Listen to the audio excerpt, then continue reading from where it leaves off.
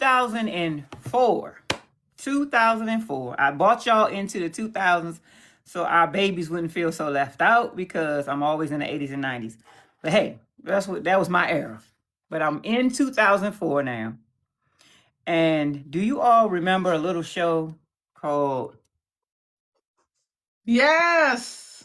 All right. I didn't watch this when it first came on in the first season. It was on Comedy Central, the Chappelle Show. I didn't watch it in the first season. But when the second season came out, I was at work working for the phone company. Lisa said, yes. I was at work working for the phone company. And a friend of mine, a co-worker and a friend of mine there said, did you see Chappelle's Show? I said, no, I don't really watch it. This is in the day and age of still DVDs, but he said, I recorded it. He was still recording on VHS. And we still had a VHS player.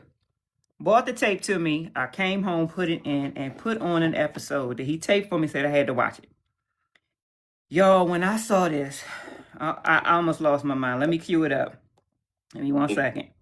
I'm getting to hang out with people that I only read about in magazines and seen, you know, on the screen somewhere. I'm like standing next to them and being at dinner tables with them. And, you know, it was a bug out, man. And, you know, I was a huge Rick James fan. That's the first person that I would say he started kicking it, and he was mad, man, which was, you know, right up my alley. I'm one of the baddest motherfuckers of all time. One of the best singers, one of the best looking motherfuckers you've ever seen. I'm Rick James. Man, I thought you were gonna do the couch one. No, I had to show the intro part, even though the whole episode is my favorite. When Dave imitating Rick did F your couch with the boots and said Rick James messed up Eddie Murphy's couch. That's when I really lost it. I couldn't control myself and contain myself. It was almost like the Martin episode from the boxing. It was uncontrollable laughter. But the key to this episode was that Rick James himself was on there. So Charlie Murphy, who was talking, Eddie Murphy's brother, was talking about first time meeting Rick James, and then you had Rick James' side of the story. And although Charlie was saying all of this stuff, at first he denied it, and then he came back and said, yeah, I did it. Yeah, I messed up Eddie Murphy's couch. And they asked him why. He said, Eddie could buy another one. You know what I'm saying? Like, he just had no regard. Then he said the powder was a hell of a D. Lost it. Tell me if y'all remember that, baby. Where was you, and do you remember that? I definitely remember that. I remember that was back in the day where you watched an episode and you got to talk about it with people that you work with and all of that kind of stuff.